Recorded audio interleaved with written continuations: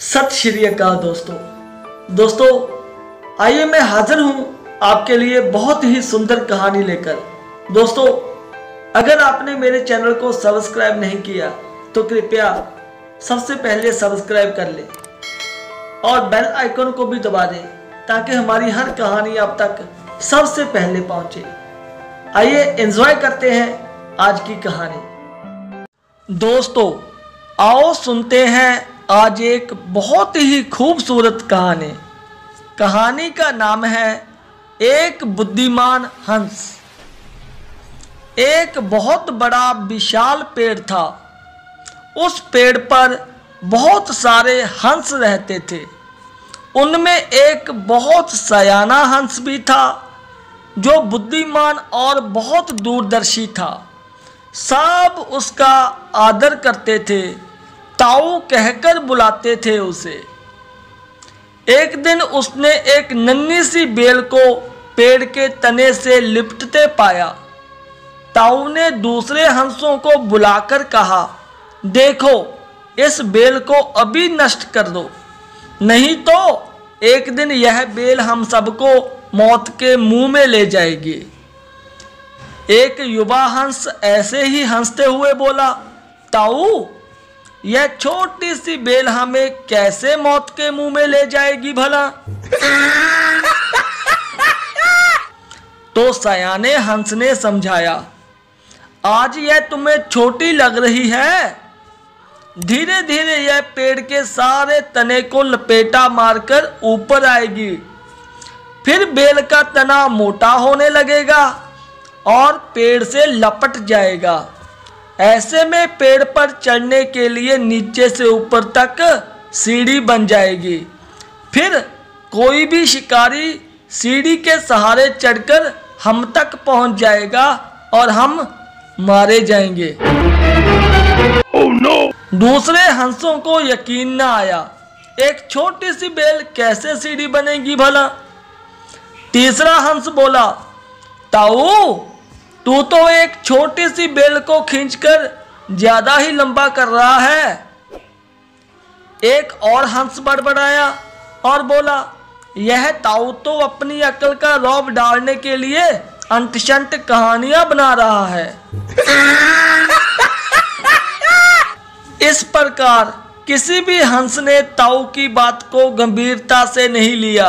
इतनी दूर तक देख पाने की उनमें अकल ही कहाँ थी। Oh no! समय बीतता रहा। बेल बड़े होते होते ऊपर शाखाओं तक आ गई। बेल का तना मोटा होना शुरू हुआ और सचमुच ही पेड़ के तने पर एक सीढ़ी बन गई जिस पर आसानी से चढ़ा जा सकता था। सबको ताऊ की बात अब सच लगने लगी, पर अब कुछ भी नहीं हो सकता था। Oh no! क्योंकि बेल इतनी मजबूत हो गई थी कि उसे नष्ट करना हंसों के बस में ना था। एक दिन जब सब हंस दाना चुगने बाहर गए हुए थे, तब एक शिकारी उधर आया। पेड़ पर बनी सीढ़ी को देखते ही उसने पेड़ पर चढ़कर जाल बिछाया और चला गया। अंधेरा होते ही जब सारे हंस लौट आए और जब पेड़ पर चढ़े तो शिकारी के जाल में बुरी तरह फंस गए। Oh no! जब वे जाल में फंस गए और फड़फड़ाने लगे, तब उन्हें ताऊ की बुद्धिमानी का पता लगा। सब ताऊ की बात ना मानने के लिए लज्जित थे और अपने आप को कोस रहे थे, ताने मार रहे थे।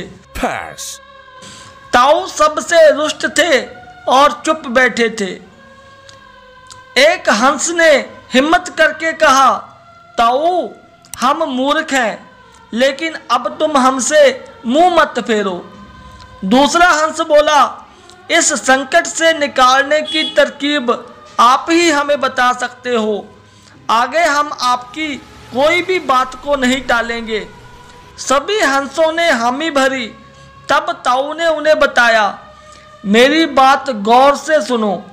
सुबह जब शिकारी आएगा तब हम सबको मुर्दा होने का नाटक करना है। भेलिया तुम्हें मुर्दा समझकर जाल से निकालकर जमीन पे रखेगा। वहां पर तुम सभी मरे हुए के सम्मान पड़े रहना। जैसे ही वह अंतिम हंस को नीचे रखेगा, मैं सीटी बजाऊंगा। मेरी सीटी सुनते ही सब उड़ जाना। सुबह भेड़िया आया, शिकारी आया। हंसों ने वैसा ही किया जैसा ताऊ ने उन्हें समझाया था। सचमुच शिकारी हंसों को मुर्दा समझकर जमीन पे रखता गया। सीटी की आवाज के साथ ही सारे हंस उड़ गए। शिकारी चुपचाप होकर देखता रह गया।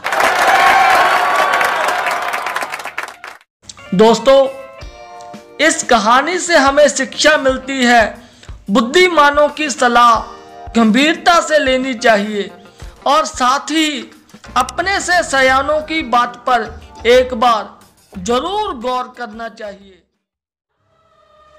गुड मॉर्निंग दोस्तों, अगर आसमां वाले से आपके रिश्ते मजबूत हैं तो ये जमी वाले आपका कुछ नहीं बिगाड़ सकते।